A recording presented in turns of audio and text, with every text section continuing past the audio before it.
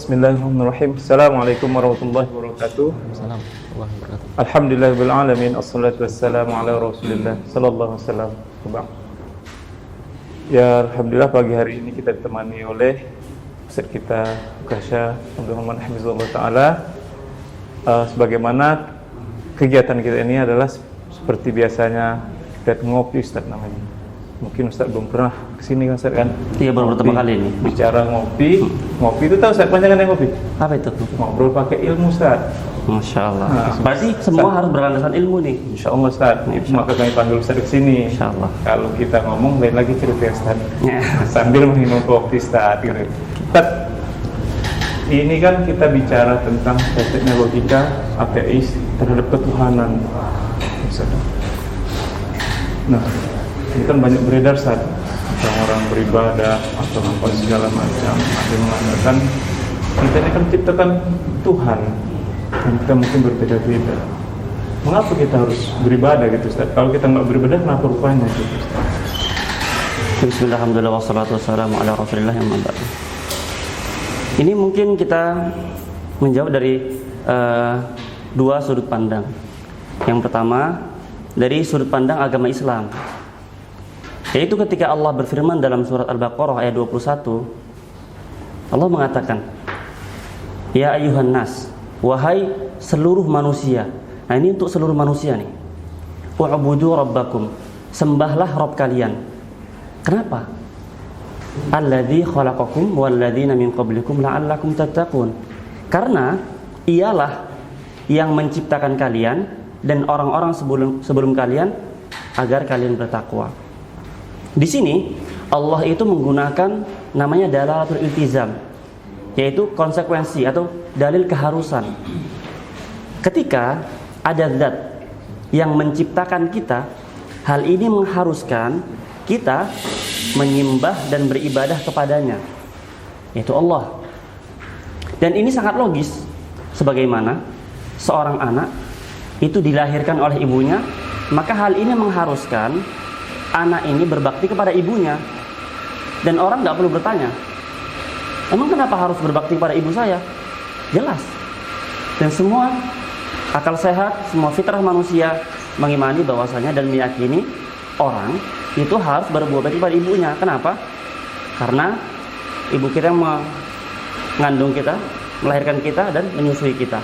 Dan ini juga yang Allah sampaikan dalam Al-Quran, yaitu dalalatul iltizam juga, dalil keharusan, yaitu kita diperintahkan untuk berbuat baik kepada ibu kita. Kenapa? Karena ibu kita yang mengandung kita, merawat kita, menyusui kita dalam 2 tahun dan sebagainya. Nah, berarti sangat logis bahwasanya ketika Allah menciptakan kita, maka kita menyembah Allah Azza wa Jalla. Makanya ketika Allah mengatakan, ya, innal ladzina ta'buduna min dunillah la yakhluqu dzubaba walau ijtama'u lah. Sungguhnya sesembahan atau zat yang kalian beribadah kepadanya selain Allah, dia nggak akan mampu menciptakan seekor lalat walaupun mereka bersekutu. Berarti Allah mengatakan di antara syarat ketuhanan adalah bisa mencipta. Siapapun yang merasa mampu menciptakan, maka dia berhak disembah. Tapi oke loh Ustaz kalau itu. Ini kan kalau orang tua kita udah jelas Ustaz melahirkan kita, itu memberikan kita makan, bapak kita mencarikan nafkah untuk kita, ya itu aja udah cukup lah Ustaz. Apalagi kita beribadah ke yang lain-lain Ustaz. Ya. Jadi di sini kita punya dua hal atau dua pihak yang dia berjasa buat kita. Yang pertama adalah zat yang melahirkan kita. Kita harus berjasa kepada zat tersebut atau ibu kita lah bahasanya. Yang kedua adalah pihak yang menciptakan kita, karena semua itu, yaitu ibu kita dan lain sebagainya, itu diciptakan oleh satu zat lagi atau pihak yang lain, yaitu Allah Azza wa Jalla yang maha mampu atas segala sesuatu. Maka hak dia apa? Contoh, ketika kita berbuat baik kepada ibu, apakah itu mengharuskan bosnya kalau gitu nggak perlu berbuat baik kepada tetangga? Kan udah berbuat kepada ibu. Jawabannya enggak, masing-masing punya haknya. Nah, sekarang hak zat yang menciptakan apa? Ya disembah, diibadahi. Kenapa? Konsekuensi dari kita diciptakan. Berarti wajib kan Ustaz beribadah itu Ustaz? Wajib. Menurut seluruh agama sepakat bahwasanya kita wajib beribadah. Karena apa? Karena seluruh agama meyakini atas adanya penciptaan. Bagaimana Ustaz kalau ada orang yang menyatakan bahwasanya alam semesta itu tercipta dengan sendirinya, tidak ada menciptakan. Itu bagaimana Ustaz? Baik, menarik pertanyaan. Dari dua sisi juga. Sisi pertama, dari sisi perspektif Islam. Allah berfirman, Allahu khaliqu kulli syai'. Allah lah yang menciptakan segala sesuatu. Orang Islam itu meyakini ayat ini, dan kita meyakini bahwasanya ada pencipta. Ini satu. Poin kedua adalah, sekarang nih, saya mau nanya nih pada abang misalnya. Kita pernah nih nonton bola gitu misalnya, pernah ya? Nonton bola terus berdiri gitu kan, pernah ya? Nah, terus berdiri kan nonton Liga Tarkam gitu. Misalnya ada orang berdiri, depan kita orang berdiri, ada berdiri, semua ngadep ke lapangan. Nah, kemudian ada anak kecil di depan kita. Kita colek lah telinganya. Kira-kira dia ngapain? Noleh ke belakang, Ustaz. Noleh ke belakang. Dia cari, siapa yang tadi nyolek? Kalau kita bilang, oh enggak, itu tadi kupingmu nggak ada yang nyolek, cuma kesenggol dengan sendirinya. Mungkin nggak anak kecil itu percaya? Enggak, Ustaz. Nggak mungkin. Itu satu. Kedua, misalnya ada orang habis beli ayam goreng, kemudian dia cuma berdua nih, dia sama adiknya di kos-kosan. Dia taruh ayam goreng di atas meja, dia tinggal ke toilet sebentar, udah, kemudian pas keluar ayam gorengnya hilang. Kira-kira ini orang ya nuduh adiknya ngambil nggak? Iya, Ustaz. Kalau ada yang bilang enggak, itu hilang sendiri, jadi dia tiba-tiba nggak ada aja, percaya nggak? Ya nggak percaya, Ustaz. Percaya. Nah, kenapa? Karena semua manusia itu meyakini hukum kausalitas, sebab akibat. Tidak ada sesuatu kecuali ada yang menyebabkan. Itu nggak mungkin. Jadi tidak mungkin ada sesuatu kecuali ada yang menyebabkan. Itu hukum kausalitas. Nah, ini diyakini oleh orang-orang Arab Badui dulu. Mereka mengatakan al-ba'ratu tadullu 'alal ba'ir. Yaitu kotoran unta menunjukkan ada unta. Karena nggak mungkin tiba-tiba ada kotoran unta, tiba-tiba ini dari mana? Nggak ada, tiba-tiba ada aja kotoran unta. Nggak mungkin. Nggak mungkin kambing Ustaz ya. Nggak mungkin kambing. Begitu juga kopi ini Ustaz ya. Kopi ini ada karena ada yang buat gitu. Iya, Ustaz. nggak mungkin tiba-tiba ada kopi, nggak ada yang buat, ada sendiri, nggak mungkin. Pasti ada sebab akibat dan semua manusia meyakini itu. Nah, kita sepakat bahwasanya nothing, ketiadaan, tidak mungkin menciptakan sesuatu. Nggak mungkin ada nothing menciptakan something atau everything, nggak mungkin. Karena ketiadaan tidak bisa mengadakan sesuatu. Namanya dia nggak ada, dia aja nggak ada. Bagaimana menciptakan sesuatu? Jadi nggak mungkin. Ya, alam semesta ini terjadi dengan sendirinya tanpa ada yang mengadakan, menciptakan, itu nggak mungkin. Karena kalau gitu kita harus menolak hukum kausalitas, sebab akibat. Yang pertama. Ini poin kedua. Poin ketiga adalah tadi kebetulan. Nih, ini saya mau nanya nih sama abang-abang semua nih. Pernah nonton bola ya? Benar. Pernah nonton bola. Nah, kita nggak bahas lah apa hukum nonton bola. Kita nggak bahas di sini. Nah, itu kita bahasnya di fikih lah gitu. Oke, sekarang mau nanya nih. Ketika Ronaldo mencetak free kick, jadi free kick tendang gol, kira-kira penonton atau fansnya atau orang-orang lah di tribun itu bilang wah jago atau kebetulan? Jago. Jago. Coba googling. Berapa persentase keberhasilan free kick Ronaldo? Berapa? Boleh di Googling. Coba googling dulu. Kadang nggak ada yang riset kan, coba googling dulu, coba cari. Jadi skill itu tadi ketepatan gitu berarti. Di bawah 50%, Ustaz. 50%. Iya. Dia free kick Ronaldo free kick nendang gol itu keberhasilan cuma 6-7%. Jadi 100 kali tendangan bebas 6 kali gol atau cuma 6-7 kali doang. Atau Kobe Bryant. Kita semua sepakat, Kobe Bryant bahwasanya bukan kita. Maksudnya semua yang di dunia NBA sepakat bahwasanya di antara pemain basket terbaik sepanjang masa, Kobe Bryant. Ketika dia syuting, masuk ring, orang bilang jago atau kebetulan? Jago, Ustaz. Jago. Coba cari persentase keberhasilan lemparannya ke ring berapa persen? Mungkin Ustaz lebih tahu nih presentasinya. Nah, dia cuma 49,5%. Jadi 100 kali tembakan, cuma 49 kali yang masuk. Nggak ada tuh yang bilang kebetulan. Nah, Ronaldo ketika cetak penalti dari titik penalti, ya, titik putih, gol. Itu orang bilang, wah memang udah biasa, memang jago. Padahal dari 100 kali tendangan, cuma 84 kali yang masuk. Kenapa? Karena persentase keberhasilan penalti Ronaldo cuma 84%. Dan kita nggak katakan maksudnya, oh berarti dukung apa segala macam main bola yang non muslim. Kita nggak bahas itu. Itu dibahas sama ustaz di fikih. Kita lagi bahas masalah apa itu kebetulan. Dan apakah hal-hal seperti ini dikatakan kebetulan? Nah, kemudian mau nanya nih sama abang-abang semua nih. Ada misalnya pernah ke pantai? Pernah naik pantai ya. Oke, ke pantai, datang ke pantai. Tiba-tiba lihat ada istana pasir. Megah, mantep, bagus gitu. Tingginya ya sekitar segini lah, ya, segini, setengah meter atau 1 meter lah, anggaplah 1 meter. Bagus istana pasirnya.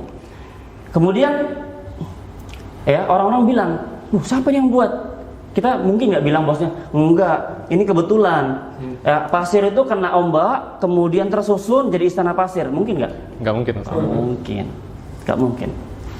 Nah, ini menunjukkan bahwasanya kebetulan itu adalah hal yang acak dan tidak terulang. Sedangkan ya yang tadi itu ya tendang, gol, lempar, masuk, kemudian istana pasir itu nggak mungkin kebetulan. Nah, ketika sesuatu berulang kita katakan tidak kebetulan, tapi itu karena memang jago. Mungkinkah alam semesta itu kebetulan? Karena alam semesta lebih indah dan lebih kompleks daripada cuma istana pasir. Mungkin nggak kira-kira? Nggak mungkin. Nah, matahari dari timur ke barat terus berputar. Anak pertama lahir, keluar manusia. Anak kedua keluar manusia. Anak ketiga keluar manusia. Nah, kecuali namanya kebetulan itu gini. Pertama keluar kambing. Anak kedua keluar lembu. Nah, itu kebetulan. Aduh, anak pertama keluar kakinya di kepala. Anak kedua kepala di kaki. Jadi lanjutin tapi ya. Nah, terus kemudian anak ketiga mata di belakang, anak keempat mulut di kaki. Nah, itu kebetulan. Nah, sebagaimana gini contoh. Ya, saya bawa 10.000 batu. Saya ambil, saya lempar ke atas. Kemudian jatuh. Terus tiba-tiba tersusun batunya. Semua terserak kecuali ada beberapa batu ya yang tersusun. Nama saya Ukasyah Abdurrahman. Nah, mungkin ya terjadi kayak gitu? Mungkin. Bisa aja. Tapi coba dari 1000 kali percobaan, kira-kira coba deh. Kalau nggak percaya, cobalah 10.000 batu kumpulin 1000 kali percobaan. Berapa kali tertulis Ukasyah Abdurrahman atau Abdullah atau Budi? Ini Budi. Coba berapa kali? Atau acak terus? Nah, itu kebetulan. Kalau sekali, kebetulan. Makanya kita dulu waktu sekolah, ayo coba lempar itu, kena nggak? Lempar, kena, kebetulan. Coba ulang, kena lagi, coba ulang, 3 kali, kena. Oh berarti memang jago lemparnya. Itu. Nah sekarang hal yang berulang dan lebih kompleks, mata, coba lihat saraf mata itu seperti apa. Nah nggak mungkin kebetulan. Kalau kebetulan dia mata nggak demikian, sarafnya nggak berulang. Nah suatu yang simple aja, ketika dia berulang kita katakan bahwa itu jago. Nah apalagi alam semesta dengan segala kerumitannya itu nggak mungkin kebetulan. Nah mungkin abang-abang semua lebih tahu lah bahwasanya kayak contoh gini, suatu hal yang diteliti oleh ilmuwan itu kenapa mereka meneliti? Ya karena ada polanya. Kalau nggak ada polanya nggak perlu diteliti. Orang kebetulan nggak perlu diteliti. Makanya ketika kita lihat ada ilmuwan mengatakan bahwasanya seluruh bunga, ya kelopak bunga, ya bunga itu semua bunga mengikuti urutan Fibonacci.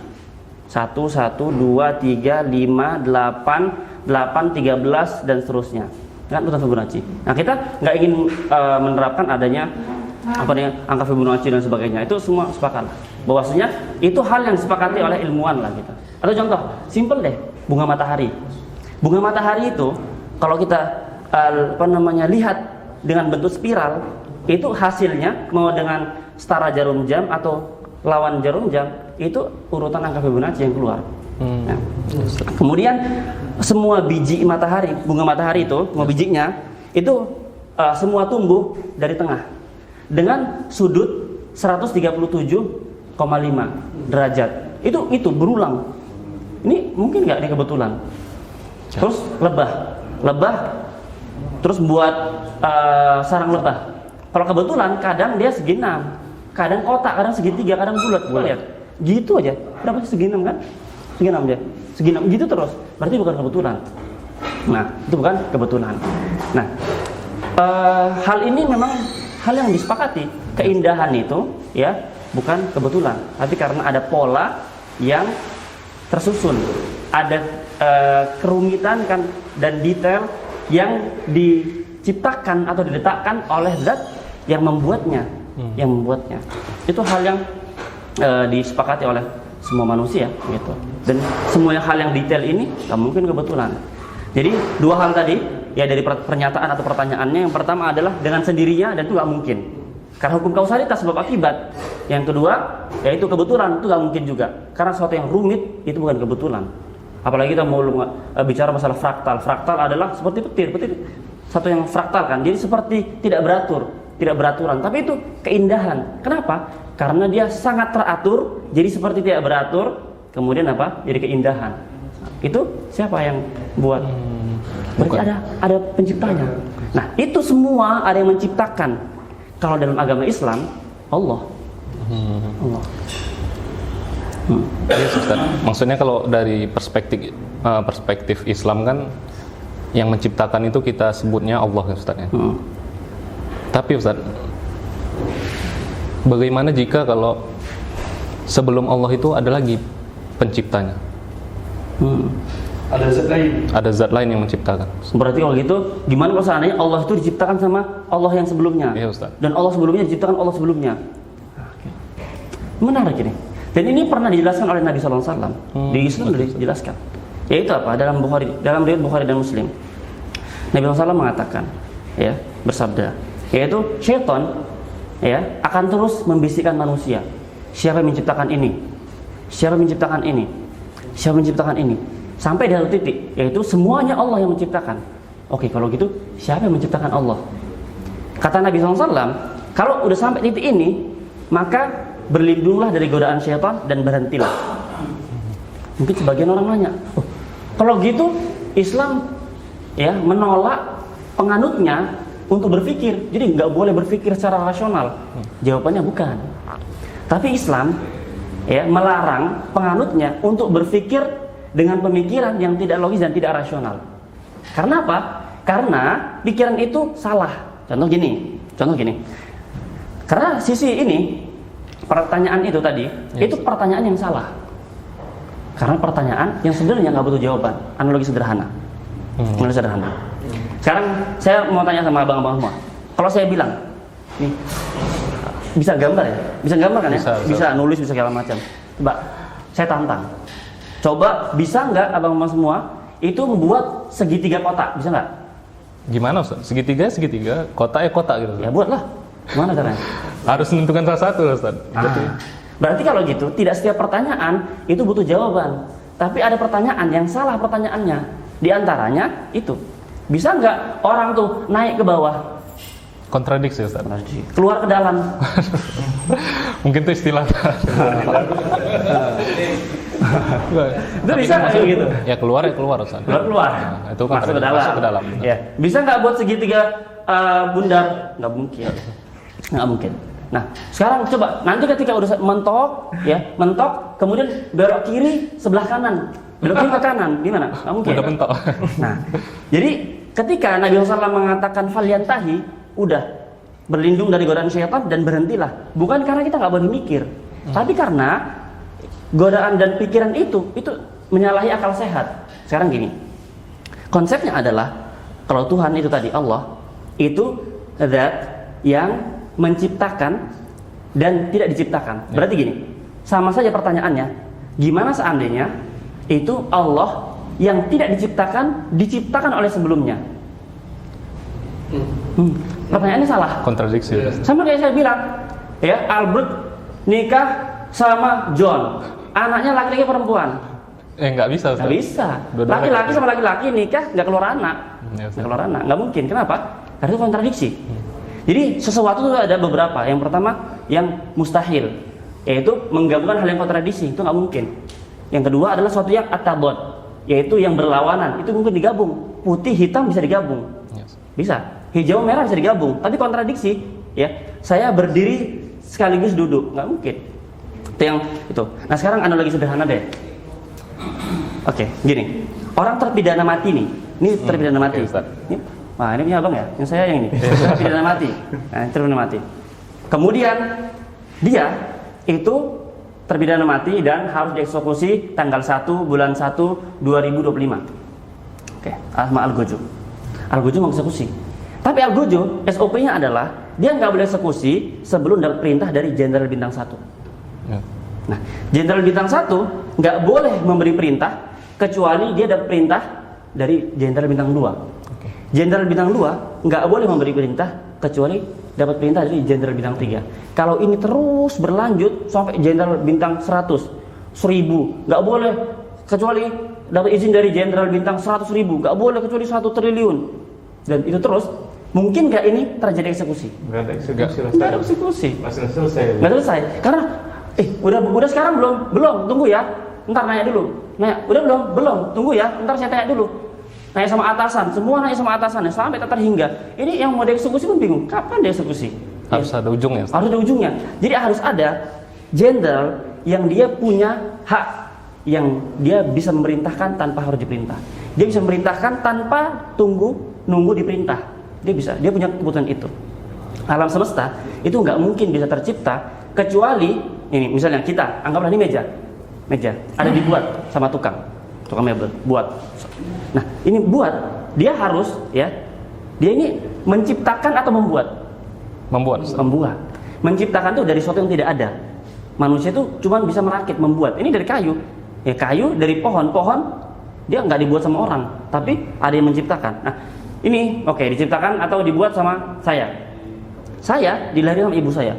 Terus, jadi saya membuat ini tunggu dilahirin dulu. Benar, Ustaz. Saya tunggu dilahirin sama ibu saya. Ibu saya kapan bisa melahirkan saya? Tunggu dilahirin dulu. Dan nenek saya kapan bisa melahirkan ibu saya? Tunggu dilahirkan dulu. Jadi semua menunggu, maka ini meja nggak mungkin bisa terbuat. Alam semesta ini nggak mungkin bisa tercipta kecuali ada zat yang maha mencipta, dia nggak perlu diciptakan. Udah anggaplah bahwasanya ini ada tasalsul, al-fa'ilin atau mu'athirin. Adanya mata rantai pencipta atau mata rantai pelaku atau mata rantai yang memberi pengaruh. Anggaplah semua ini dari sebelumnya. Nah, sampai satu zat yang dia itu mencipta tanpa dicipta. Nah, dalam Islam disebut itulah Allah. Itu analogi sederhana. Karena nggak mungkin terjadi dalam semesta kecuali ada zat yang maha mencipta, maha berkuasa, yang tidak perlu diatur, diperintah dan dicipta. Nah, kira-kira demikian. Gitu. Tapi Ustaz, sedikit yang Ustaz bilang tadi di awal, bahwa Rasulullah SAW itu udah menginformasikan ke umatnya nih Ustaz ya, bakalan misalnya ada terbayang hal-hal gitu tentang semuanya berujung pada diciptakan oleh Allah kan gitu. Lalu Allah siapa yang ciptain gitu? Itu Rasulullah udah ngajari dari dulu Ustaz. Apa tindakannya itu ta'awud Ustaz. Bermohon kepada Allah, maksudnya dari godaan syaitan Ustaz. Ya gitu. Karena apa? Karena kita harus bermohon. Karena syaitan kadang-kadang itu mikirin ngasih informasi ke kita suatu hal yang kontradiksi. Dan kalau gitu sebelum menjawab itu dan sebelum memikirkan itu, coba saya tantang dulu, yaitu buat segitiga kotak dulu. Karena jangan membayangkan sesuatu yang kontradiksi. Karena ini kontradiksi. Kenapa ini boleh dipikir, ini nggak boleh dipikir? Jadi hal yang sama-sama kontradiksi itu berarti hukumnya sama, tidak boleh dipikir dan tidak perlu dijawab. Oke, Ustaz. Tidak perlu dijawab. Ya. Jadi gini loh Ustaz, kan seperti pertanyaan yang tadi Ustaz.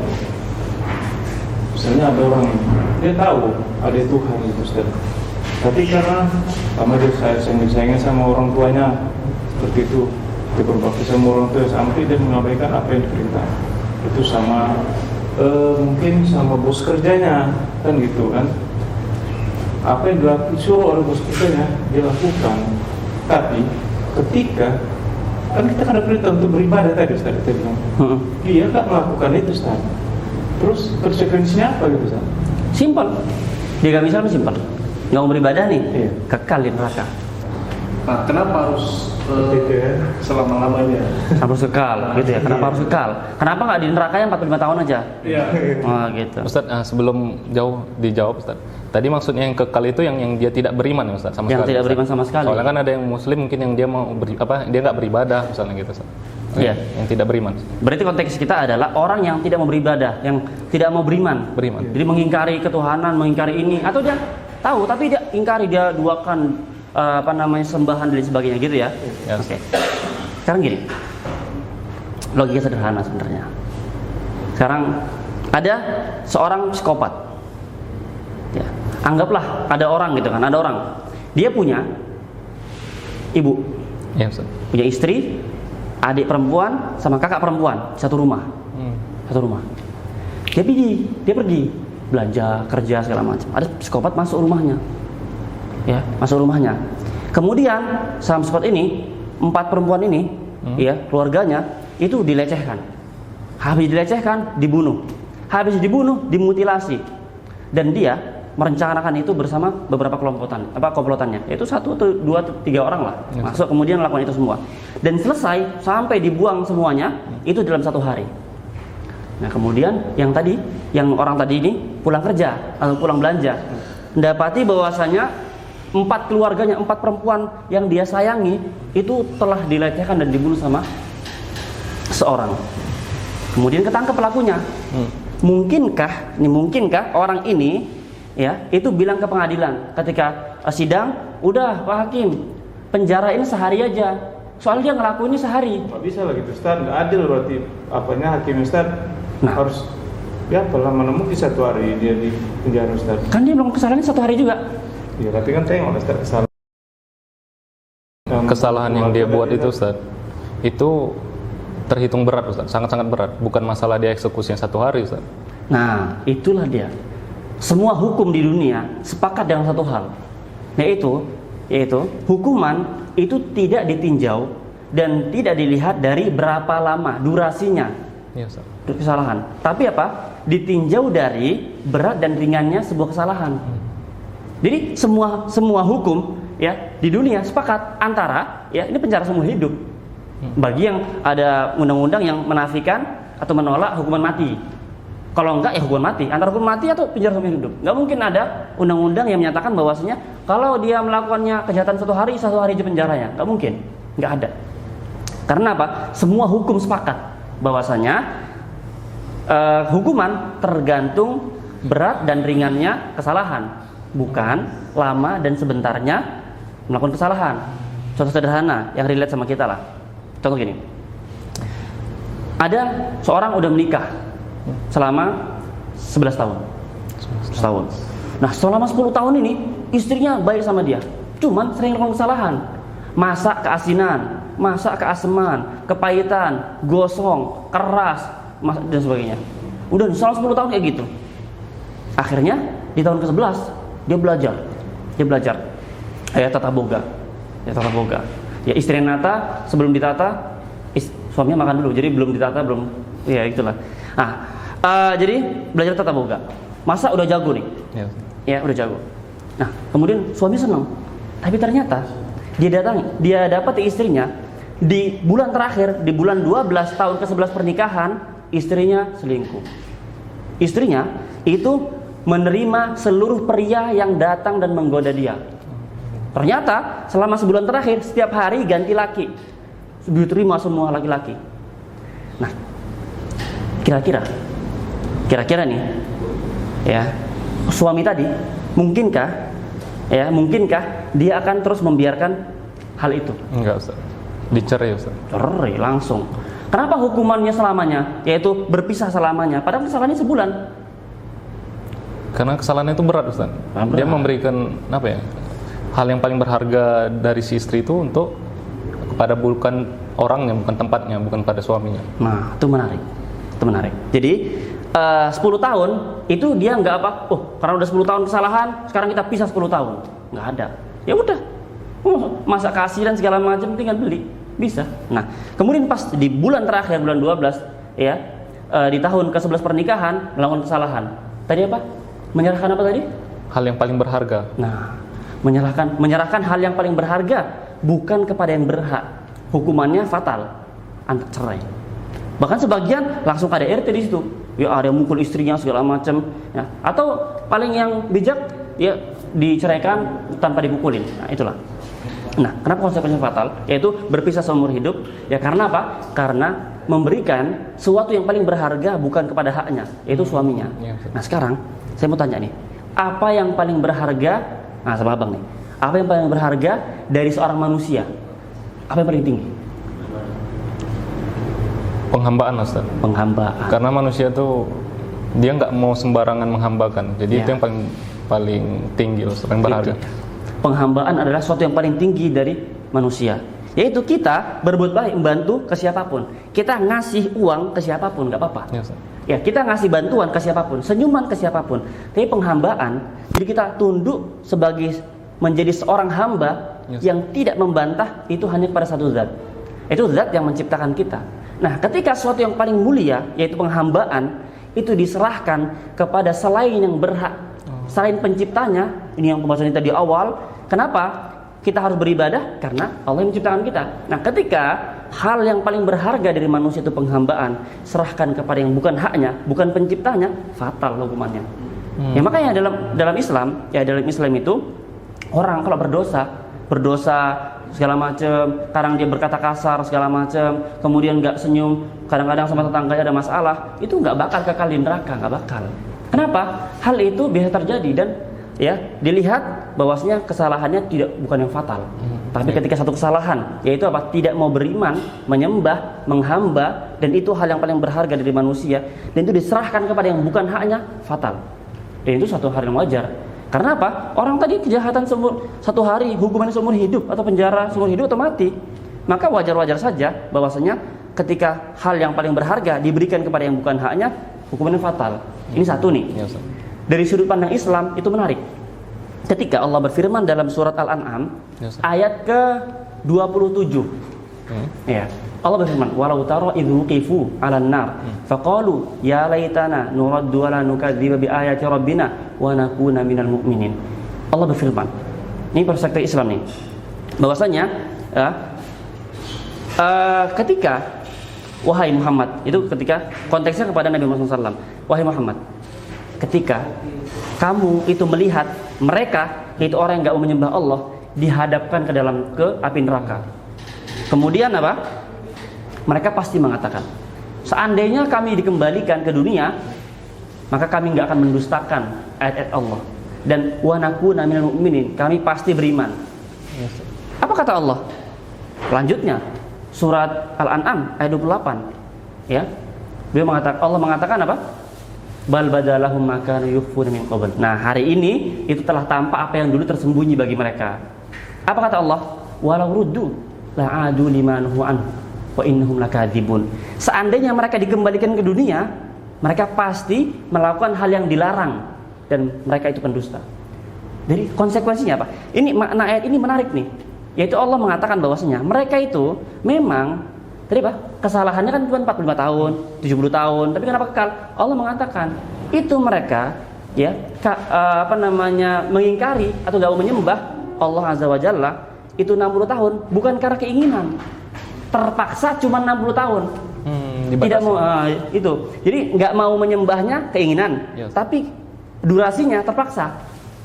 Jadi kalau kata Allah, kalau mereka itu kekal di dunia, mereka kekal juga nggak berimannya. Berarti fan aja, boleh-boleh aja. Yaitu apa? Ketika mereka itu tidak beriman, itu harusnya kekal, tapi karena terpaksa 60 tahun karena harus mati, maka hukumannya kekal juga boleh-boleh aja. Sama kayak misalnya ada orang berencana untuk masuk rumah atau maling motor, udah diginikan, apa sama orang dia apa ya? Dipukul. Pernah nggak lihat orang itu video nih mau pencurian motor, curanmor, udah dibuka, kemudian jadi didorong, ketahuan. Apakah kita bilang, oh, kadang kan dia nggak jadi maling, nggak usah digebukin, sama orang digebukin, penjara juga. Padahal belum terjadi, memang. Tapi kan apa? Terpaksa. Nggak jadi ngambil bukan karena keinginan, bukan ketobat gitu, bukan. Terpaksa nggak jadi ngambil karena ketahuan. Ini apa? Terpaksa cuma 60 tahun. Karena apa? Karena dia terlanjur mati. Kata Allah, mereka tuh dusta, kata Allah. Dan kita konsekuensi mengimani adanya Allah sebagai Tuhan yang mengetahui segala sesuatu, maka ini harus diimani. Maka wajar-wajar saja kekalian dalam neraka. Toh itu juga pilihan kita. Ya, Ustaz. Ya. Kira-kira ada yang mau abang tanya lagi? Pak Joko? Harus gitu Ustaz ya, harus. Harus itu. Jadi menariknya adalah Islam itu sangat logis. Sangat logis. Islam itu sangat logis. Jadi sesuai dengan fitrah, ya, apa yang ada di dalam diri kita dan sesuai dengan akal sehat. Sangat logis. Semua yang tadi kita sampaikan bahwasanya sesuai dengan akal sehat dan sangat logis. Dan tidak masalah bagi kita untuk beribadah. Toh kita diciptakan, nggak masalah bagi saya untuk ngantar, nyapu, nyuci piring ibu kita. Toh yang merawat dan melahirkan kita, maka nggak masalah gitu. Lalu kayaknya udah banyak ya Ustaz yang dibahas ya Ustaz, masalah ketuhanan ya Ustaz. Iya. Dan menyeramkan. Makin belakangan makin menyeramkan Ustaz, tentang yang tadi kekal di neraka, kalau dibalikin orang itu tetap melakukan tidak beriman juga gitu Ustaz. Lalu kira-kira apa pesan-pesan Ustaz untuk teman-teman yang mungkin menyaksikan video ini Ustaz? Baik. Ada dua hal sebenarnya. Satu, hal pertama adalah gini. Ini pesan saya kepada orang-orang ateis ataupun agnostik yang nggak peduli sama agama, ataupun yang menolak adanya ketuhanan dan agama segala macam, atau agnostik yang nggak peduli agama, ya masa bodoh sama agama gitu. Ini pesan saya. Sebagian mereka tuh bilang, maksudnya ngapain harus beragama, beribadah segala macam? Toh saya bahagia kok. Kalian bahagia? Iya, saya juga bahagia. Tanpa agama bahagia, tanpa beribadah bahagia. Kita katakan bahwasanya, ya kita nggak mau lah bahas bahwasanya kalian bahagia atau enggak, itu saya nggak mau bahas. Cuman saya gini, seandainya ternyata hari pembalasan itu beneran ada, dan ternyata surga neraka beneran ada, dan ternyata Tuhan beneran ada, maka nanti setelah kita kematian ternyata beneran ada surga neraka, beneran ada hari pembalasan, beneran ada Tuhan, maka yang beribadah, yang beragama selamat. Yang tidak beragama nggak selamat. Kalau ternyata nggak ada hari kiamat, nggak ada hari pembalasan, dan tidak ada surga neraka, tidak ada Tuhan, maka nggak apa-apa. Kalian dan kami dan kita aman. Ternyata nggak ada surga neraka, ya udah, saya selamat sebagai penganut agama, kalian ya sebagai ateis atau agnostik itu selamat juga, nggak ada hari pembalasan. Itu kalau itu.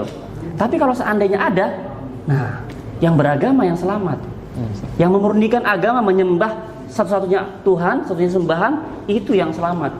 Yang nggak beribadah, yang nggak selamat. Yang nggak selamat. Nah sekarang kalau seandainya nih ada tawaran 2 proyek. Proyek pertama adalah ini potensi keuntungan 10 kali lipat.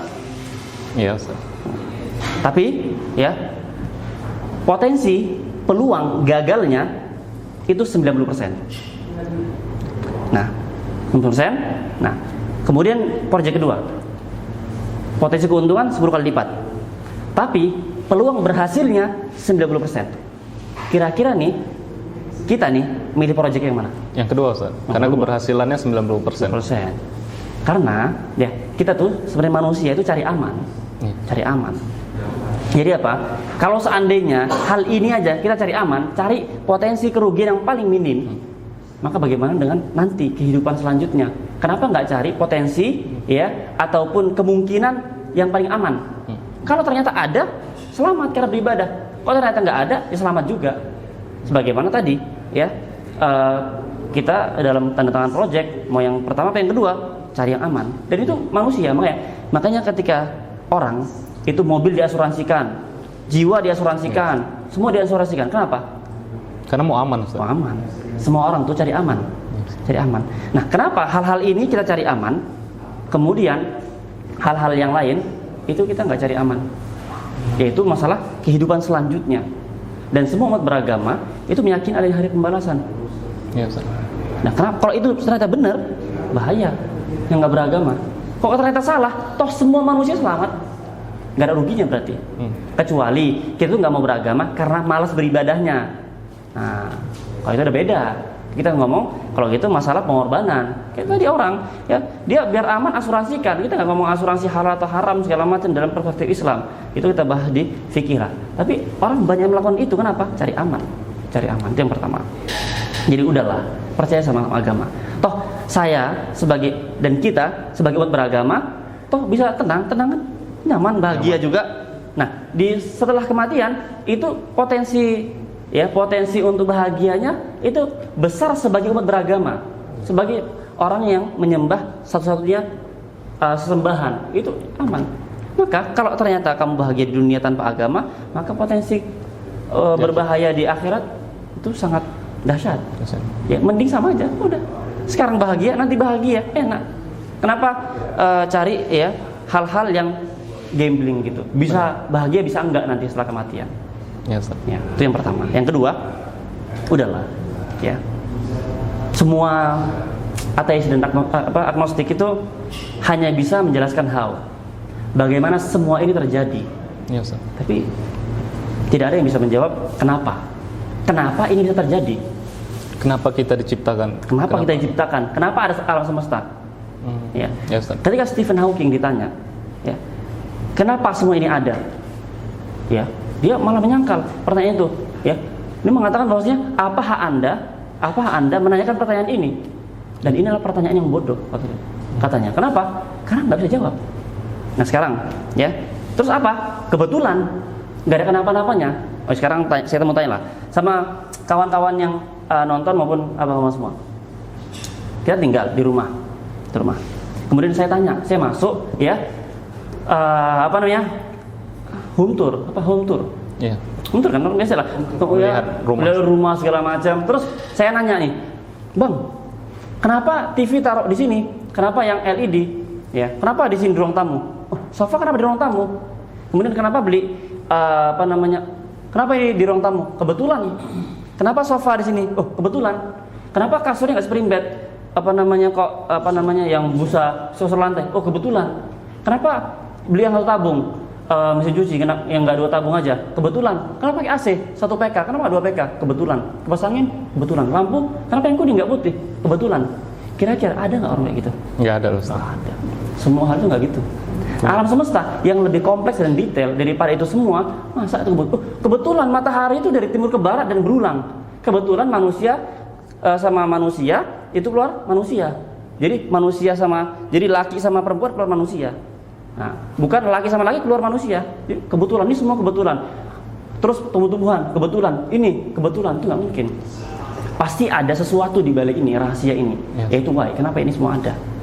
Nah, sekarang saya cuma kembalikan kepada